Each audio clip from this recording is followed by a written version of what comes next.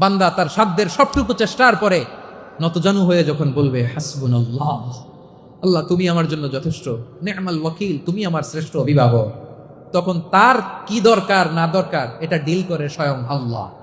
আমার মায়েরা, আমার বোনেরা, আপনারা এই দোয়াগুলো পড়বেন, আপনার স্বামীকে শেখাবেন, সন্তানকে শেখাবেন, আপনার পুরো পরিবারটাকে জান্নাতের টুকরো বানিয়ে দিবে কে? একদল আছে হাই হুতাশ করে, হায় আল্লাহ রে, মোর কি হইল রে, মুই কি হরমু রে, মুই কমবে জামু রে, আছে না নাই?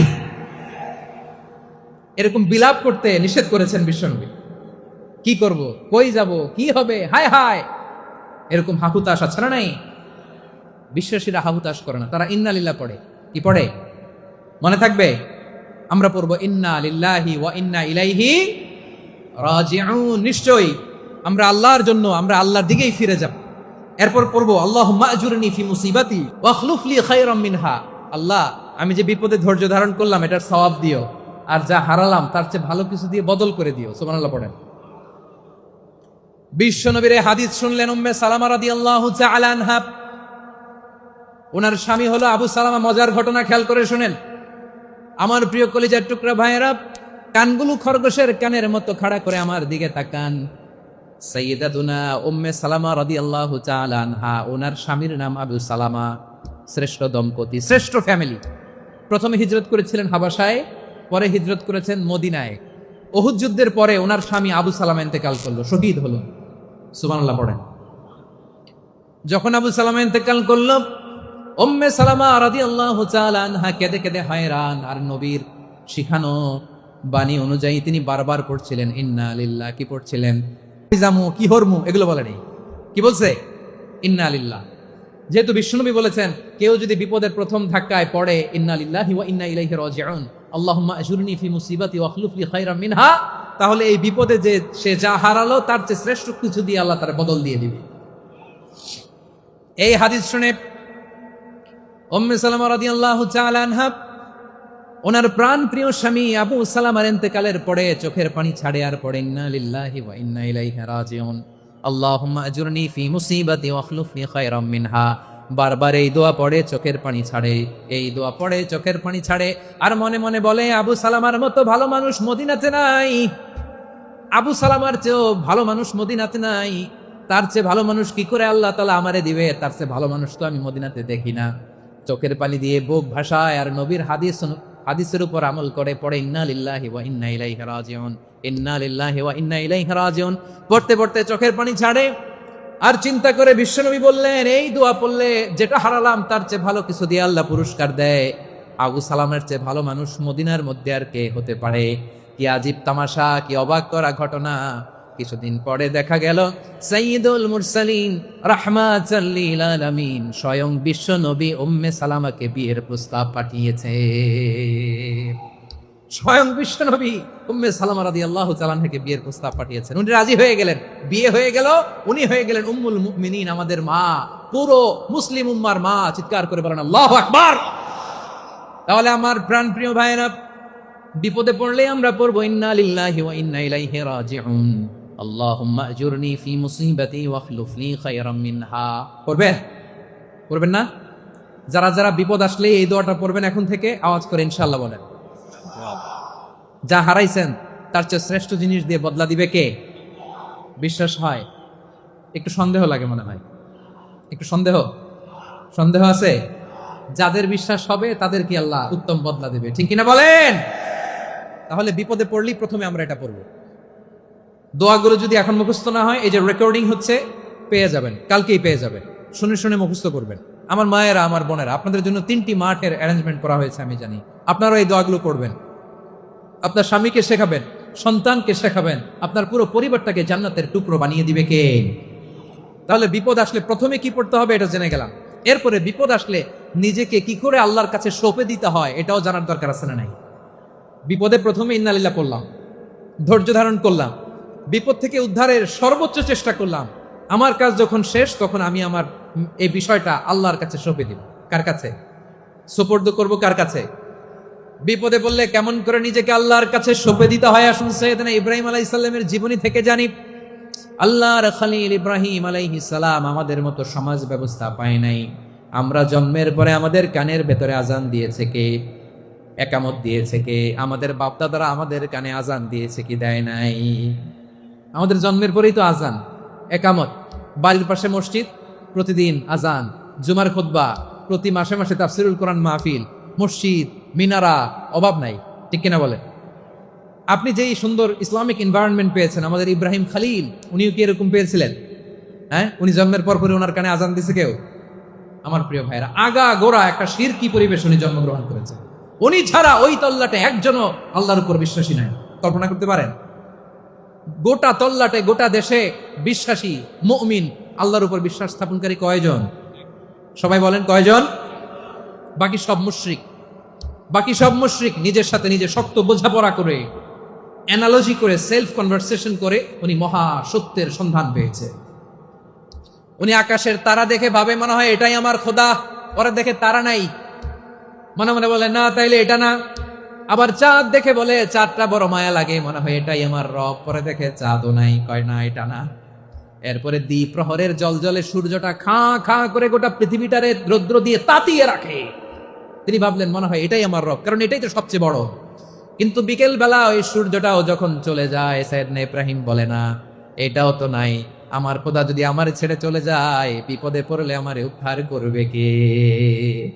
এভাবে নিজের সাথে অ্যানালজি, সেলফ কনভারসেশন করতে করতে করতে তিনি মহা সত্যের সন্ধান পেয়েছেন। সুবহানাল্লাহ বলেন। সব শেষে তিনি ডিসিশন নিয়ে ঘোষণা দিলেন, ইন্নী ওয়াজ্জাহতু ওয়াজহিয়া লিল্লাযী ফাতারাস সামাওয়াতি ওয়াল আরদা হানিফান ওয়া মা আনা মিনাল মুশরিকিন। নিশ্চয় আমি এমন সত্তার দিকে মনোনিবেশ করলাম, মুখাপেক্ষী হলাম, যিনি আকাশ বানিয়েছেন, জমিন বানিয়েছেন, আমি মুশরিক নই। সুবহানাল্লাহ। পারতেন? আপনি পারতেন? কেউ নাই, লক্ষ লক্ষ মুশরিক, আপনি একা। ওনার মতো এরকম বিচক্ষণতা দিয়ে আল্লাহরে খুঁজে পাইতে পারতেন আপনি? কি নবী ছিল, আল্লাহকে খুঁজে পেয়েছে। যখন আল্লাহর ইবাদত শুরু করলো, এই কথা ছড়ায় পড়লো চারদিকে। নমরুদ সাইয়েদনা ইব্রাহিমকে ডেকে পাঠালেন। নমরুদ বলে, ইব্রাহিম তুমি নাকি মূর্তির পূজা না করে কোন নতুন রবের ইবাদত করো, কে তোমার রব? সাইয়েদনা ইব্রাহিম বললেন, রব্বি আল্লাযী ইউহয়ী ওয়া ইউমীত, আমি এমন রবের ইবাদত করি যিনি জীবন দেন, যিনি মৃত্যু দেন। নমরুদ বলে, তাই নাকি? তোমার রব জীবন দেয়, মৃত্যু দেয়? আর এটা তো আমি দেই, আমিও তো জীবন দেই, আমিও তো মৃত্যু দেই। সাইয়েদনা ইব্রাহিম বললেন, কেমন করে তুমি জীবন দাও, মৃত্যু দাও, একটু দেখাও তো। নমরুদ জেলখানা থেকে দুজন কয়েদিকে ডেকে আনলো। কয়েদি এনে অর্ডার করলো, একটাকে এখনই শিরোচ্ছেদ, হেড অফ, ডেথ পেনাল্টি, মৃত্যুদণ্ড দেয়া হলো, ফিনকি দিয়ে রক্ত বেরোলো। নমরুদ বলে, দেখো দুজনকে ধরে আনলাম, একজন কয়েদিকে দিলাম ডেথ পেনাল্টি, মৃত্যুদণ্ড, ওরে মৃত্যু দিলাম। আরেকজন যে দাঁড়িয়ে আছে, চাইলে ওরেও আমি মৃত্যুদণ্ড দিতে পারি, কিন্তু না, ওরে আমি দিব না, ওরে আমি বাঁচাইয়া দিলাম, ছেড়ে দিলাম, মানে জীবন দিলাম। দেখো ইব্রাহিম, তোমার চোখের সামনে একজনরে মৃত্যু দিলাম, আরেকজনরে জীবন দিলাম। আপাত দৃষ্টিতে তাই তো, একজনরে তো জীবন দিল, আরেকজনরে মৃত্যু দিল। সাইয়েদনা ইব্রাহিম এবার বিপাকে পড়ে গেলেন। কিন্তু এক একজন নবীকে আল্লাহ এমন উইজডম, বিচক্ষণতা দিয়ে এই জমিনে পাঠিয়েছেন। মুহূর্তের মধ্যে আল্লাহর খলিল ইব্রাহিম বললেন, ফাইন্নাল্লাহা ইয়াতি বিশ-শামসি মিনাল মাশরিকি ফাতি বিহা মিনাল মাগরিব ফাবুহিতাল্লাযী কাফার।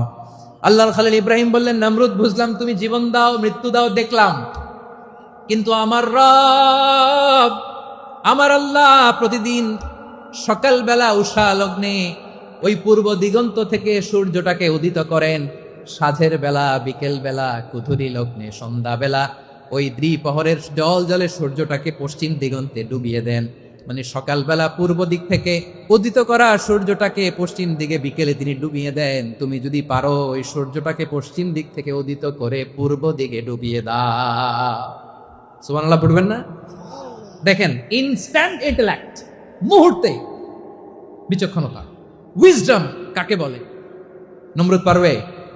নমরুদের বাপ পারবে? ওর দাদা, ওর 14 গোষ্ঠী, গোটা বিশ্বের সব ক্ষমতাধর রাষ্ট্রনায়করা একসাথে হলে পারবে?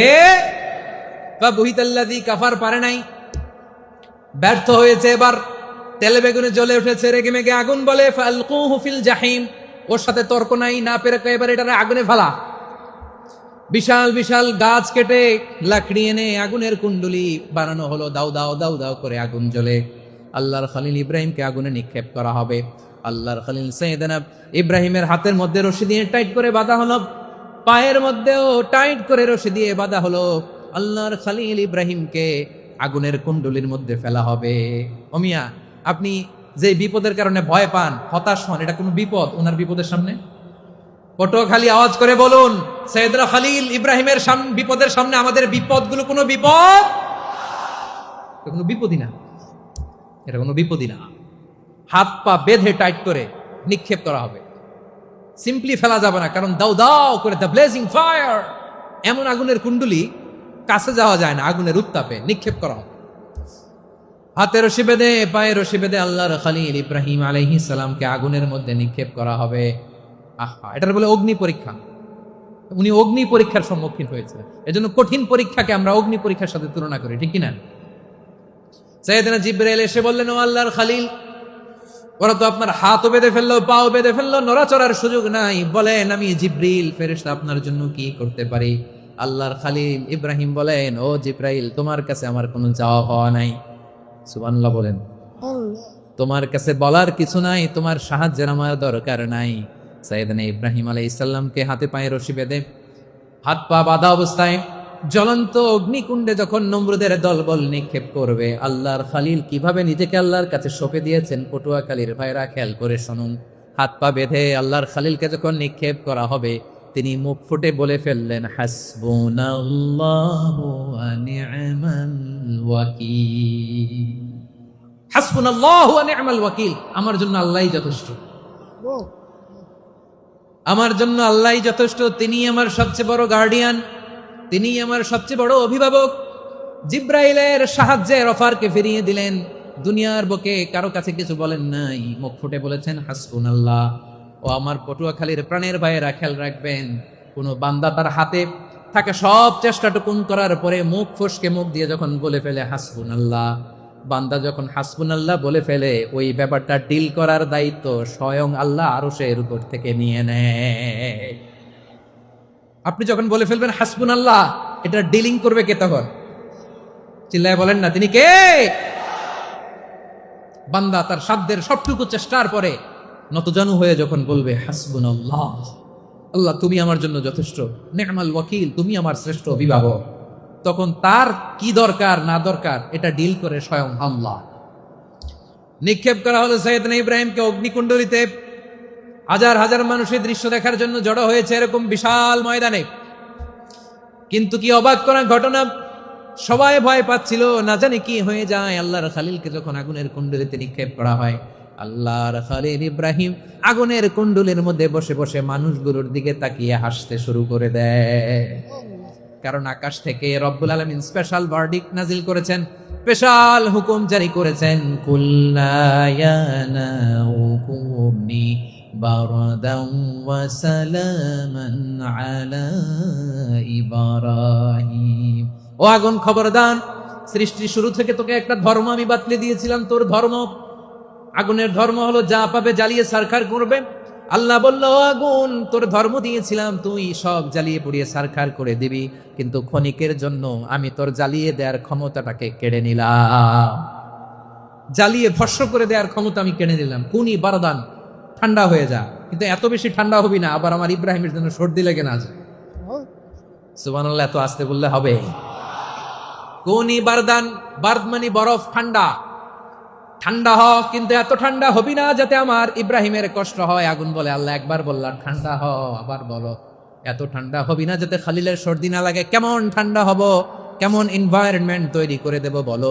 আল্লাহ বললেন, সালামান আলা ইব্রাহিম, আমার খলিল, আমার কলিজা, আমার ইব্রাহিমের জন্য তুই জান্নাতের গুল বাগিচা হয়ে যা। ও ভাই, নবী মুসার মতো ঈমান হলে রাস্তা হবে সাগর জলে, নবী ইউসুফের মতন ঈমান হলে একে একে দরজা খোলে।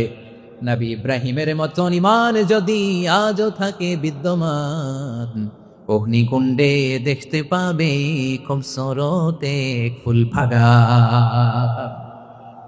কুলনা ইয়া নারু কুনি বারদান ওয়া সালামান আলা ইব্রাহিম। বান্দা যখন মুখ দিয়ে বলে হাসবুনাল্লাহ, আমার আল্লাহ আমার জন্য যথেষ্ট, এই বলে যখন নিজেকে সঁপে দেয়, তার কি লাগবে ওই দায়িত্ব স্বয়ং নিয়ে নেয় কে? সবাই বলেন স্বয়ং নিয়ে নেয় কে? তাহলে আমার প্রিয় ভাইরা, বিপদের শুরুতেই আমরা বলবো ইন্না লিল্লাহ। শুরুতে কি বলবো? এরপরে যেই বাক্যটা পড়ে নিজের পরিস্থিতিকে আল্লাহর দরবারে সঁপে দিব, সেটা হচ্ছে হাসবুনাল্লাহ। সেটা কি? বিষ্ণু বলেন লা ইয়াজালু লিসানুকা রাতাবান মিন যিকরিল্লাহ। সব সময় আল্লাহর স্মরণ দিয়ে, জিকির দিয়ে জিহ্বাটারে সিক্ত রাখো। আর শয়তানু জাসিমুন আলা কলবি ইবনে আদম, শয়তান বনি আদমের কলবে খামচি মেরে বসে থাকে। ফাইদা যাকারাল্লাহ খানাসা, মানুষ যখন আল্লাহ স্মরণ করে জিকির করে, শয়তান দৌড়ে পালায়। ওয়া ইদা গাফালা ওয়াসওয়াসা, যখনই বনি আদম গাফেল হয় তখনই শয়তান তার হৃদয়ে ওয়াসওয়াসা দেয়। এজন্য বিপদে পড়লে ইন্না লিল্লাহ, নিজের সব টুকুন করার পরে, নিজের রোল প্লে করার পরে নিজেকে আমরা কি বলে সঁপে দিব? সবাই বলেন, সবাই বলতে হবে, আরো জোরে বলে, মনে থাকবে? বিপদে পড়লে প্রথমে ইন্না লিল্লাহ, এরপরে নিজেকে যখন সঁপে দিব তখন হাসবুনাল্লাহ।